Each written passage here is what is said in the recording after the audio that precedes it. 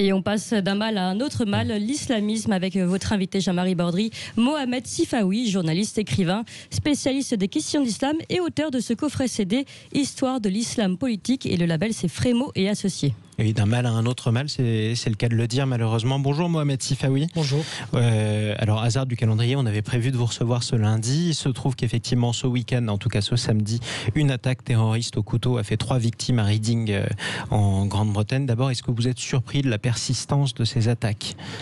Non, malheureusement, je ne suis pas du tout surpris parce que la menace terroriste va rester persistante, même si elle prend des visages différents et des modes opératoires différents, avec, des cas entre guillemets isolés de plus en plus fréquents. Pour la simple raison que là on parle du djihadisme, c'est-à-dire de l'action violente, mais il n'y a pas que ça. Le djihadisme est une idéologie qui est, en tout cas un mode ou quelque chose qui est encouragé par les milieux islamistes ou par certains milieux islamistes. Par conséquent, pour peu que ceux qui perçoivent l'information comme quoi leur action est légitime, ils sont parfois amenés à passer à l'acte en prenant la décision par eux-mêmes sans être connectés à un quelconque groupe terroriste. Alors c'est très bien justement que vous soyez avec nous parce que vous êtes en quelque sorte un professeur, que ce disque dont on parle est un cours, c'est ce qu'on appelle un cours en tout cas. Vous nous expliquez justement l'origine de l'islam politique, l'islamisme, et justement vous nous faites aussi la différence entre tous ces concepts qui sont forcément en France un petit peu lointains, en tout cas pour nous, pour une majorité de la population. On va revenir d'abord sur le sens des mots parce que c'est important. Vous avez parlé de djihadisme. On va faire un peu de définition, différence entre djihadisme et islamisme. Alors, l'islamisme, le suffixe isme permet d'idéologiser. C'est-à-dire que nous avons la racine islam. Voilà. Par islamisme, on entend l'idéologisation de la religion musulmane et son utilisation comme un instrument politique, de combat idéologique.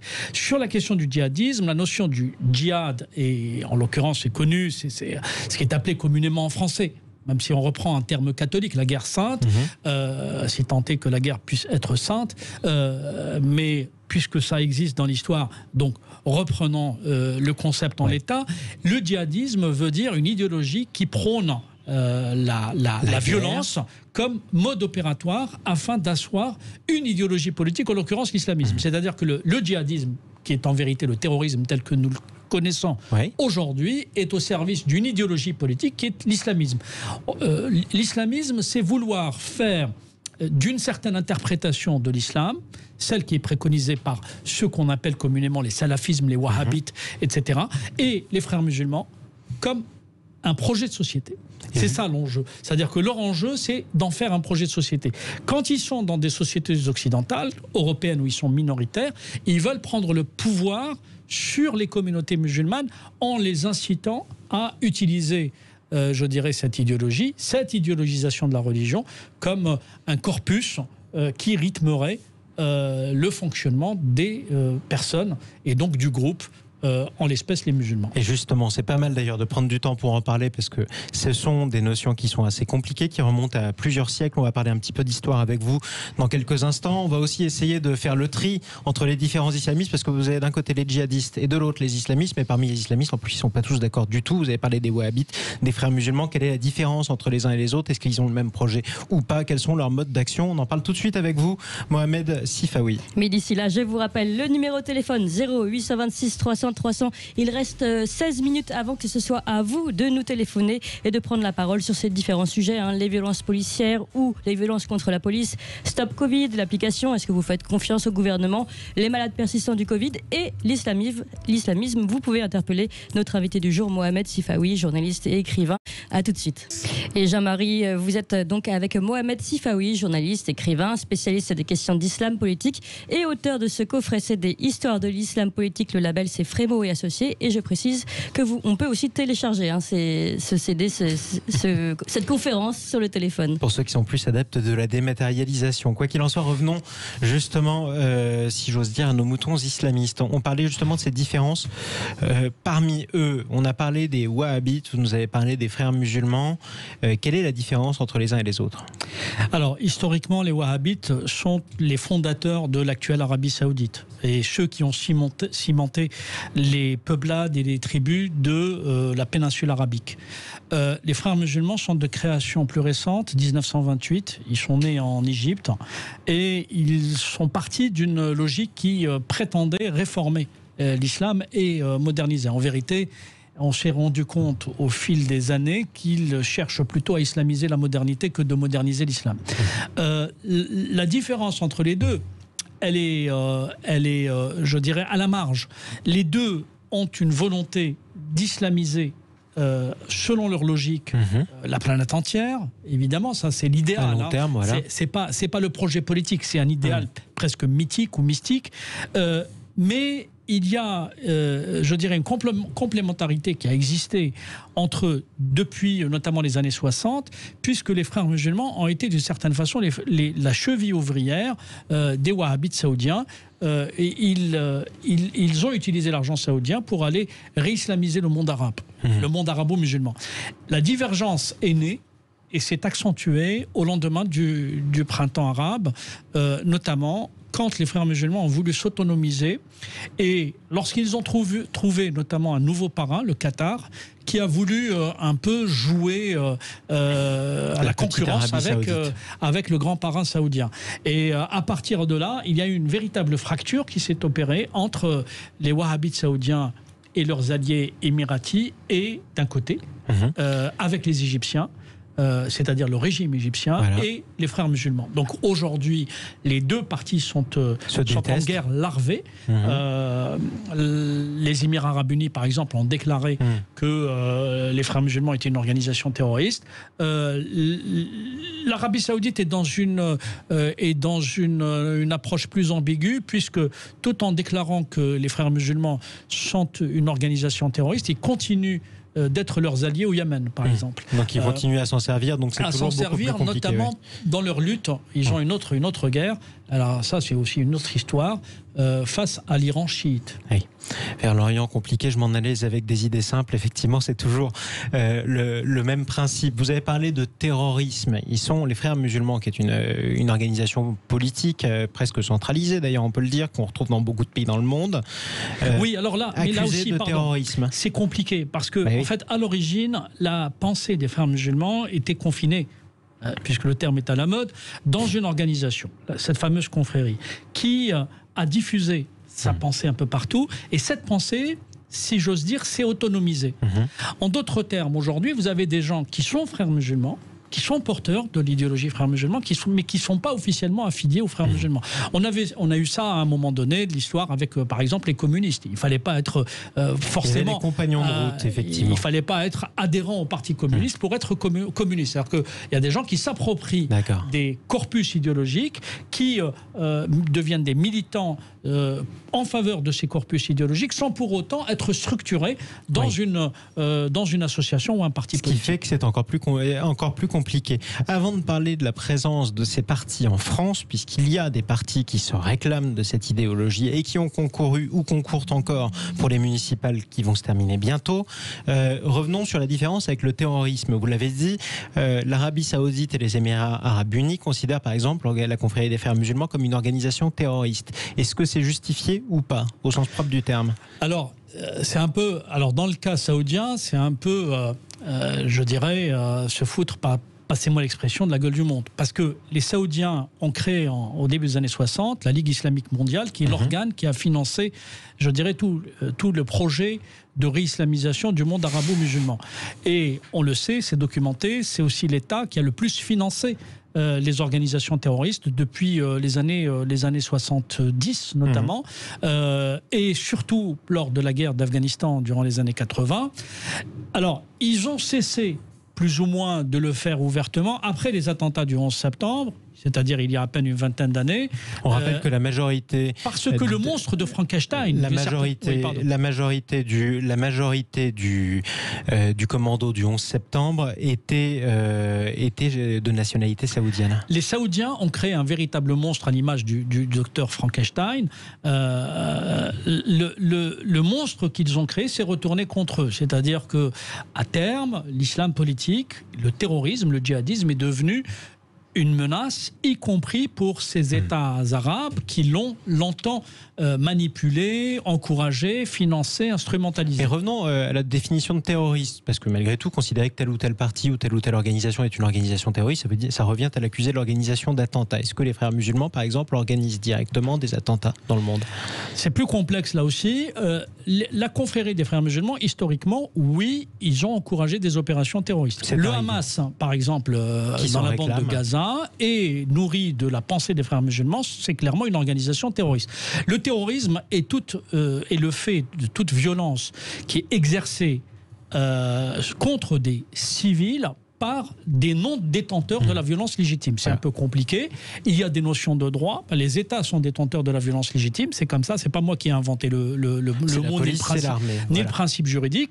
Et il se trouve que le Hamas, par exemple, est une organisation terroriste classée comme telle.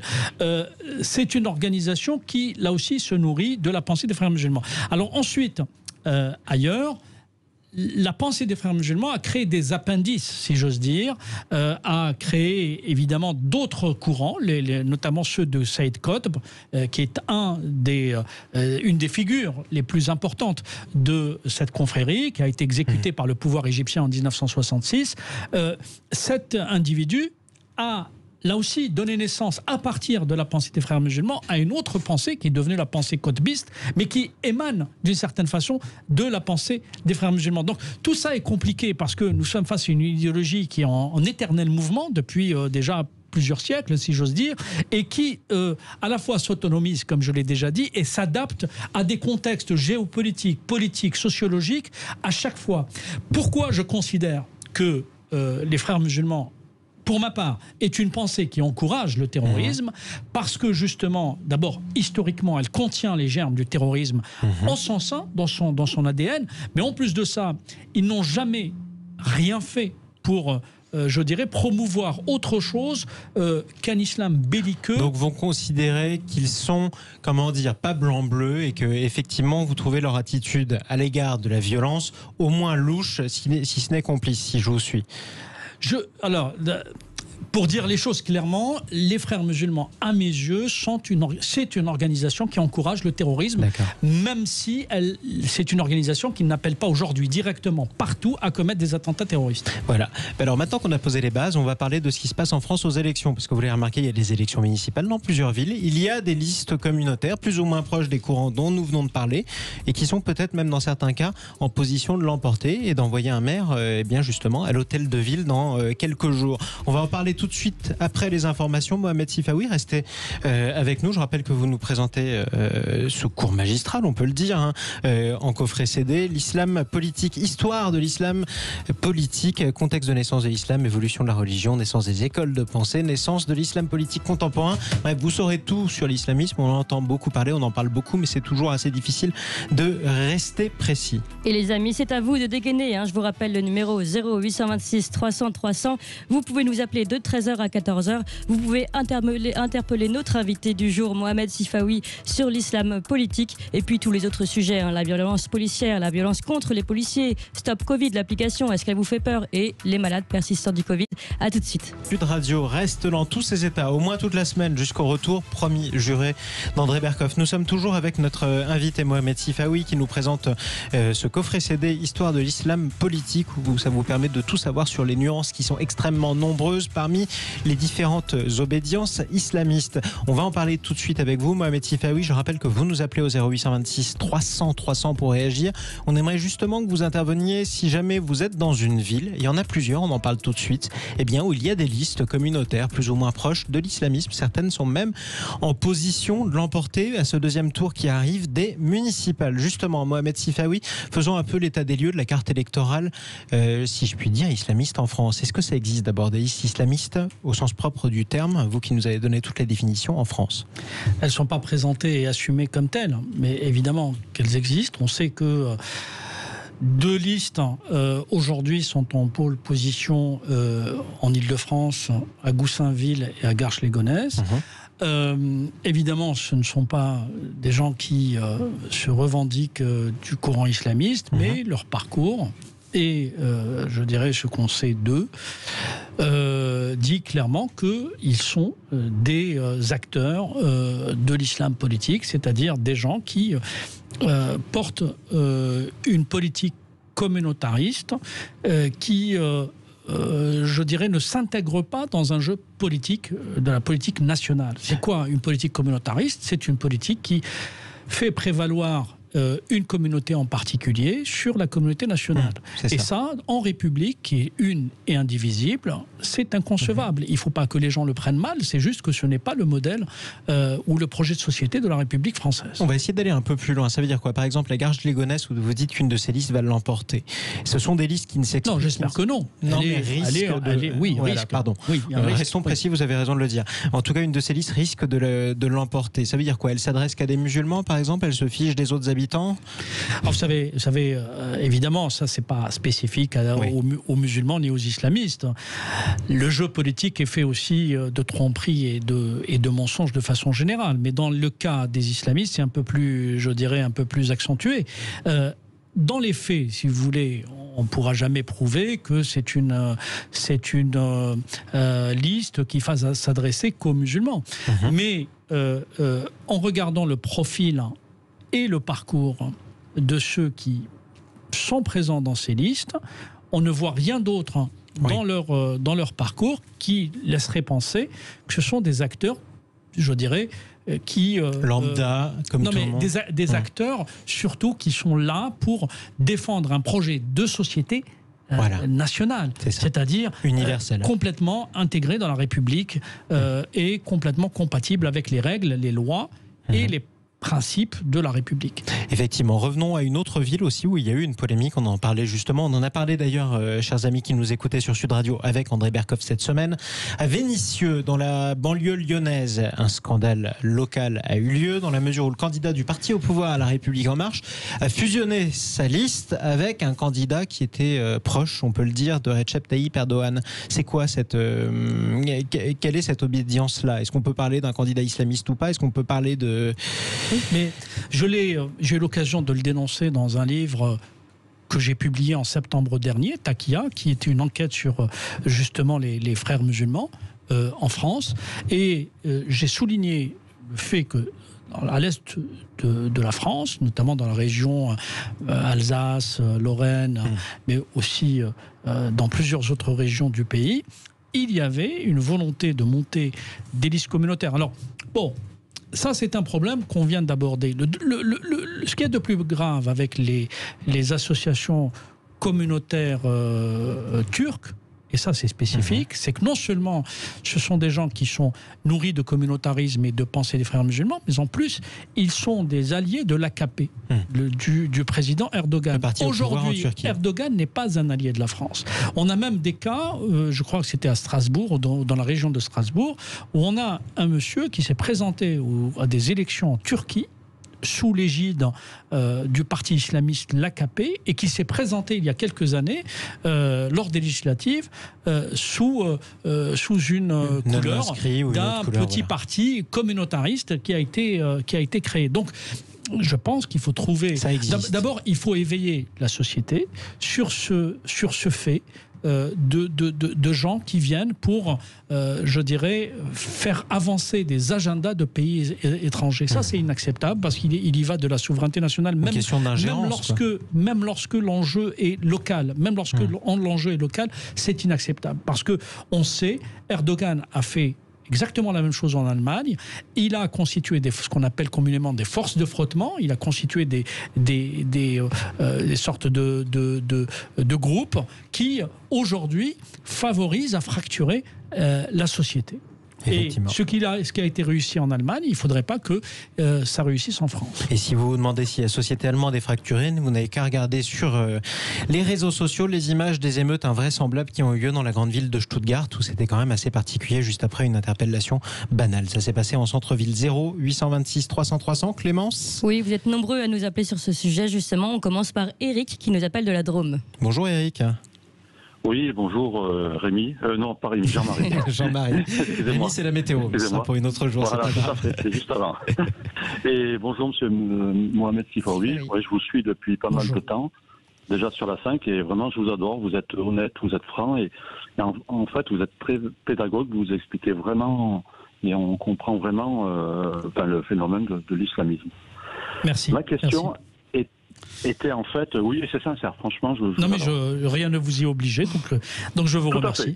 Je ne suis pas payé. Moi, ma question, c'est justement, en ce moment, la grande mode, c'était justement par rapport aux associations communautaires et autres. Ils n'arrêtent pas de parler de l'esclavage. Et j'ai entendu dire, c'est pour ça, parce que moi je ne l'ai absolument pas lu, dans le Coran, apparemment, c'est acté tout ce qui est l'esclavage. Donc, est-ce que vous confirmez ou pas ? Alors, je ne vais pas vous faire l'exégèse ici parce que ça serait trop long, mais d'abord, le texte coranique, il faut le prendre dans son contexte historique. Il a été révélé au 7e siècle. Ce qu'on sait de l'historiographie musulmane, c'est que le Coran a banni un certain nombre de pratiques qui étaient répandues dans la péninsule arabique du 7e siècle en affranchissant, je dirais, la plupart des esclaves. Il se trouve que par la suite, l'esclavage a été remis dans l'histoire musulmane et qu'il s'est, je dirais, perpétué jusqu'à... Alors, oui, c'est pas une provocation, c'est vrai. Jusqu'à aujourd'hui, le plus grand, parmi les deux plus grands pays esclavagistes aujourd'hui, nous avons la Mauritanie et le Qatar. Alors, c'est un esclavage qui a pris une autre forme, qui est totalement méconnue, mais c'est un esclavage tout de même. En Mauritanie, c'est presque quelque chose qui est admise, c'est un tabou qui est rarement évoqué, mais c'est une réalité. Alors, l'esclavage a été remis au fil des empires. On a des cas précis sous l'Empire ottoman, évidemment. C'était les fameuses ce qu'on appelle les barbaresques. L'histoire révèle que, évidemment, la piraterie ottomane en Méditerranée avait asservi un certain nombre d'Européens, enfin de non-musulmans de façon générale. De la flotte, voilà. Et on a d'autres cas, évidemment, à travers l'histoire, que ce soit sous l'Empire abbasside, que ce soit sous l'Empire omeyyade, qui avait là aussi, je dirais, asservi notamment ceux qui n'étaient pas adeptes de la religion musulmane. Mais dans les faits, dans les textes, le texte coranique en lui-même avait banni l'esclavage au 7e siècle. Merci Eric, en tout cas de votre question. Est-ce que vous J'espère avoir répondu en étant le plus précis possible en peu de temps. Si ça a été banni, en fait ma question n'a plus raison d'être en fait. Si ça a été banni, voilà, parce que moi ma question c'était si ça n'avait pas été banni justement, en fait toutes ces associations communautaires, ils se tirent une balle dans le pied puisque ça serait marqué dans le Coran. Donc apparemment vous me dites que non. Après, non, on ne peut pas dire aujourd'hui que l'esclavage est quelque chose qui est permis dans le corpus islamique. Après, c'est comme dans tout, c'est-à-dire que l'islam politique ou d'autres interprétations pourraient amener des gens à considérer Daesh, par exemple. Daesh est une organisation qui a remis l'esclavage. Ils ont asservi un certain nombre de femmes, je dirais, de femmes et d'hommes qui n'étaient pas musulmans. Donc, quand ils les ont pas massacrés. Donc, si vous voulez, le texte en lui-même, dans son interprétation la plus répandue, a banni cette pratique, mais des organisations extrémistes continuent de l'utiliser. Ou alors des lectures ou des interprétations totalement particulières continuent de l'utiliser. Merci beaucoup Eric. En tout cas, j'espère que la réponse vous avez... D'abord, une question a toujours lieu d'être. La preuve, c'est que ça permet d'avoir une réponse intéressante et qu'on en apprend davantage. Merci à vous, Mohamed Sifawi, d'être intervenu sur Sud Radio. Vous allez devoir nous quitter, malheureusement, je crois, Désolé. Comme vous y étiez engagé. Merci beaucoup pour votre pédagogie. Merci à vous de l'invitation et merci à vos auditeurs de leur fidélité. Toujours. Mais ils vont continuer d'ailleurs. Ils vous laisseront des messages. On sera au 0826 300 300 avec quelqu'un d'autre dans un instant. Je rappelle la référence pour tous ceux qui voudraient en apprendre davantage, qu'on sache un peu ce dont on parle, parce qu'on en parle beaucoup sur les réseaux sociaux. Histoire de l'islam politique. Voilà, c'est un coffret CD. C'est publié chez Frémaux et Associés. Vous pouvez aussi vous le procurer de manière numérique. Et en tout cas, c'est signé Mohamed Sifawi. 0826 300 300.